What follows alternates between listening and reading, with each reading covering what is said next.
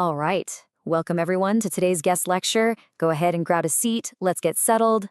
I am incredibly stoked to be here with you all today. We are going to jump right into it because today we're tackling a massive topic, the ultimate journey of the mind. We're breaking down a really fantastic talk by Master Shi Hengyi from the Shaolin Temple. We spend literally years of our lives studying the outside world. But today we are flipping the script. We are turning that lens inward to look at the actual roadblocks preventing us from truly mastering self-awareness. Okay, let's just do a quick flyby of the syllabus for today's explainer. 1. The missing subject. 2. The mountain climb metaphor. 3. The 5 mental hindrances. 4. The rain method. And 5. Reaching peak clarity. Let's get into it. Section 1. The missing subject. So think about your life right now. From kindergarten all the way to this lecture hall, you've been pushed toward academic education. Master Shi Hengyi points out a pretty crazy irony here. We collect all these degrees, certificates, MBAs, usually while surviving on cold coffee and instant ramen, mostly just to please our parents or society. We learn the exact mechanics of a plant, we split atoms, we analyze political systems, but in all that rigorous studying, we completely miss the absolute most crucial subject of all, ourselves. Monastic practices, like the ones at the Shaolin Temple, dedicate everything to this missing subject. It's intense mental and physical training designed specifically for self-discovery. Section 2. The mountain climb metaphor. To really wrap our heads around this, let's look at a story passed down at the Shaolin Temple. It's about a guy who lived near this massive, towering mountain. He always dreamed of climbing it to see the incredible view from the top. But when he finally walks to the base, he stops the very first traveler he sees and says, "Hey, how did you get up there and what did you see?" The traveler's route sounded way too exhausting, so the guy just waits. He ends up doing this with 30 different travelers. 30! Asking about their routes, listening to their stories, and finally he just makes up his mind and says, well, now that so many people already shared with me their paths, and especially what they all saw from the top, I don't need to climb there anymore. Because he heard the stories, he thought he was done. Tragically, this guy literally never made the journey. The huge takeaway here? You cannot copy someone else's homework when it comes to your own life. Sure, you can share information with words. I mean, that's exactly what we're doing right now in this room. But it is physically impossible to share the actual experience of clarity. You have to put in the sweat equity and stand on the peak yourself. Once you actually do the work, you start connecting the dots. You see the interrelations. And the best part? When you see it for yourself, you don't have to blindly believe me, or a textbook, or anyone else anymore. You can finally see the proper direction for your own life. Moving to Section 3, the 5 mental hindrances. All right, so you start your personal climb. Guess what? You are going to hit roadblocks. In the Shaolin Temple, these are called the 5 hindrances, and they will absolutely stop you in your tracks if you aren't careful. Hindrance number 1 is sensual desire. Imagine you're a mile up the mountain, and out of nowhere you stumble across this amazing restaurant. Smells incredible, great music playing, everyone's having a blast. It's a full-on sensory overload of positive emotion. But if you follow that temptation, you lose your track. And if you refuse to leave, that temptation turns into an obsession and your climb is over.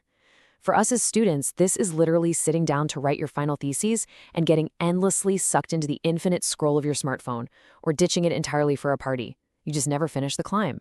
Hindrance number 2 is ill will. This kicks in when your mind gets flooded with negative emotions like aversion or just intense dislike. Picture yourself back on that mountain. Suddenly, it starts pouring rain, and you hate the rain. The path gets super rocky, you despise rocky paths, you have to swim across a freezing river, and you can't stand swimming. If you constantly reject the reality of your situation, you are never going to finish the journey. You have to let go of that resistance. If you reject the grind of your studies or harbor deep resentment toward a notoriously tough professor, that ill will is going to stop your progress entirely. Up next is hindrance 3, sloth and torpor. Sloth is this profound heaviness of the body, and torpor is a total dullness of the mind. Zero energy, zero motivation. Just blah. Buddhism actually uses an incredibly vivid metaphor for this: imprisonment. It describes this state as finding yourself locked in a dark, heavy cell where making even the tiniest physical or mental effort feels literally impossible. You know this feeling, right? Sitting in the library, notes spread everywhere, but you're so mentally fried and physically drained that just opening the textbook feels like trying to lift a car. Hindrance 4 is restlessness. This is a deeply unsettled mind that absolutely refuses to stay in the present moment. It's either anxiously fast-forwarding to worry about the future or constantly rewinding into the past to overanalyze things that already happened. We call this the monkey mind.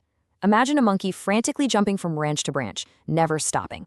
Your mind does this, and you have zero time left to just sit still and look at the path in front of you. It's like trying to study for tomorrow's midterm, but your brain is completely panicking over an internship application that isn't even due for another 6 months.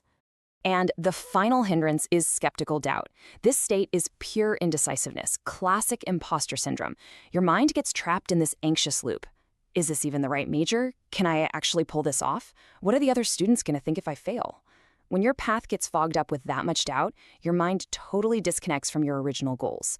The link between your brain and your actions just snaps. And instead of moving forward, you just stop dead in your tracks. Okay, so we know what we're up against, right? Sensual desire, ill will, sloth and torpor, restlessness, and skeptical doubt. These are dark clouds blocking our view of the mountain peak. But hey, we are students of self-mastery here. We can't just point at the problem. We need an actual game plan. So what are we going to do about them? We need a practical, everyday toolkit, a daily mental habit to clear these dark clouds away. Which brings us to section 4, the RAIN method. The RAIN method is your daily habit for dealing with these exact roadblocks. When those dark clouds roll in, you just have to let it rain. Here's how it works. First, R, recognize. You have to actively step back and consciously recognize the state of mind you're currently in. Second, A, accept. Acknowledge and allow the situation or the frustrating person to just be what it is without fighting it. Third, I, investigate. Dig into that emotion. Ask yourself, why am I feeling this way? What's going to happen if I stay stuck in this state? And finally, N, non-identity. This is a total game changer. It's the practice of realizing I am not my body. I am not my mind. I am not my emotion. I am simply the observer of these 3 things. If you make running through the RAIN steps a daily habit, you can look at your roadblocks objectively and completely strip them of their power to define who you are. And that brings us to section 5, reaching peak clarity. Let's tie this all together. The absolute key takeaway for every single person in this room today is this: your life is way too unique to just copy and paste someone else's path. Remember the guy at the bottom of the mountain just listening to everyone else's stories? Don't be that guy. To actually bring real meaning and immense value to your life, you have to do the heavy lifting to learn and master yourself. You are absolutely going to face the restaurant of distractions, the reign of ill will, and the monkey mind of anxiety. That's a given, but you cannot let those hindrances stop your climb. I want to leave you with this final, provocative thought straight from Master Shi Hengyi's talk. He said, if any of you chooses to climb that path to clarity, I would be very happy to meet you at the peak. You've got the map now, you know exactly which 5 hindrances are trying to trip you up, and you've got the daily habit, the RAIN method, to clear the skies. So the only question left for you to answer is, are you finally ready to start your own climb? Thanks for joining today's Explainer, everyone. Class dismissed. Keep climbing.